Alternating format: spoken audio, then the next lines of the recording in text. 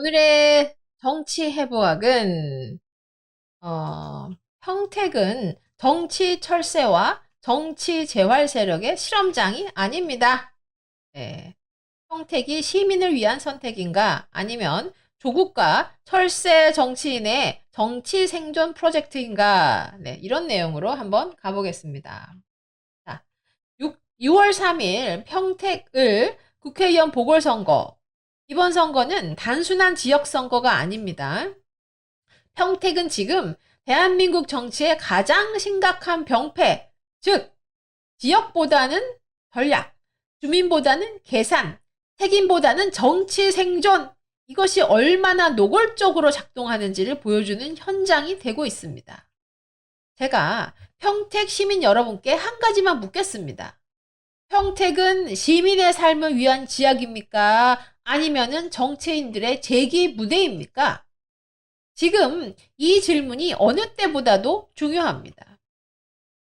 왜냐하면은 이번 선거에서는 평택의 미래보다는 자신의 정치적 필요가 먼저로 보이는 이런 후보들이 있기 때문입니다. 자, 이번 평택을 선거의 본질은 복잡하지 않습니다. 국민의힘 유이동 후보처럼 지역 기반과 평택의 현실을 이해하는 정치가가 있는 반면에 다른 한쪽에는 전국 정치 재기를 위해서 자신의 정치 재기를 위해서 평택을 찾은 정치인, 당적을 이리저리 옮겨 다니면서 결국 평택에 도착한 정치인, 이런 사람들이 있습니다. 그래서 이번 선거의 핵심의 질문은 단 하나입니다. 누가 평택을 위해서 준비된 후보인가? 여러분, 이 기준이 무너지면 평택은 시민을 위한 도시가 아니라 정치 철새들의 도착지가 되고 마는 것입니다. 자, 국민의힘 유의동 후보 어떤 사람입니까? 평택에서 정치를 해왔고 평택 시민과 지역 정치를 해온 검증된 지역 기반 정치인입니다.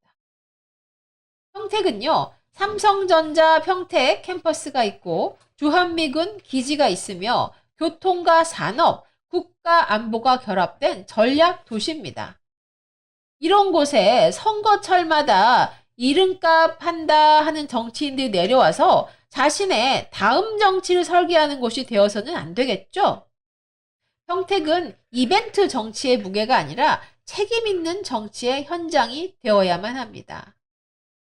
자, 이제 철새 후보, 조국 후보를 자세히 보겠습니다.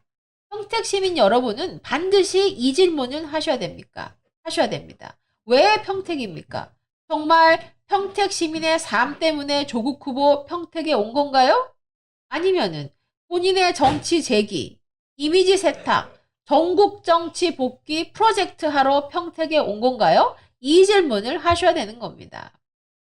여러분, 조국 후보는 단순한 정치 신인이 아닙니다. 대한민국 국민은 2019년 조국 사태를 기억합니다. 자, 우리가 기억해야 할 사실은 분명합니다.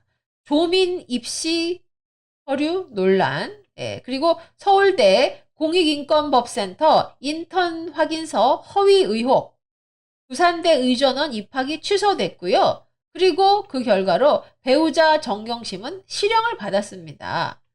그 공정을 말하던 권력의 특권 논란이 된 대표적인 사건이었죠. 그래서 우리는 이것을 조국 사태라고 부릅니다. 그 결과 어땠습니까? 수많은 청년과 학부모가 열심히 노력하면 나에게도 기회가 온다. 이런 믿음에 상처를 받았습니다. 그런데 지금 조국 후보 어떻습니까? 본인은 여전히 정치 탄압 받았다. 이거는 정치 보복이었다. 이러면서 자신은 결백하다. 이렇게 말하고 있습니다. 자, 우리는 이거를 냉정하게 봐야 됩니다. 자, 배우자가 감옥에 갔어요. 딸의 학위는 취소됐습니다. 그런데 본인은 끝까지 결백하다?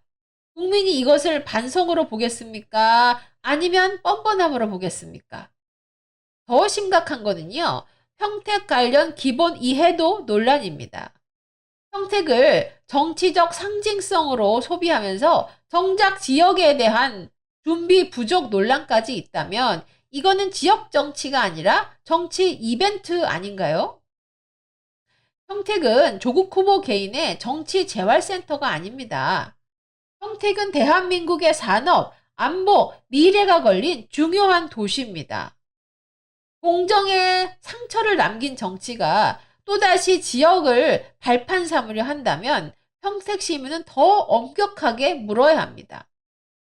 평택의 미래 때문에 온 것입니까? 아니면 본인의 미래 때문에 평택에 날라온 것입니까? 자, 다음은 김용남 후보를 보겠습니다. 자, 이 부분은 이 조국보다는 더 구조적입니다.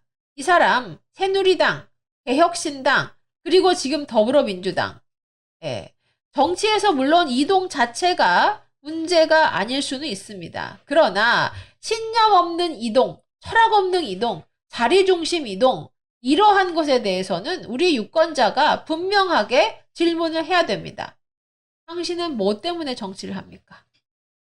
그리고 더 심각한 건요. 김용남 후보는 과거 조국 사태를 강하게 비판했던 인물이라는 점입니다.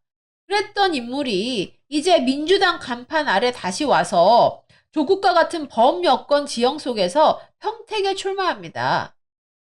그러면 평택 시민 입장에서는 이렇게 볼 수밖에 없습니다. 그때의 정의는 뭐였나요?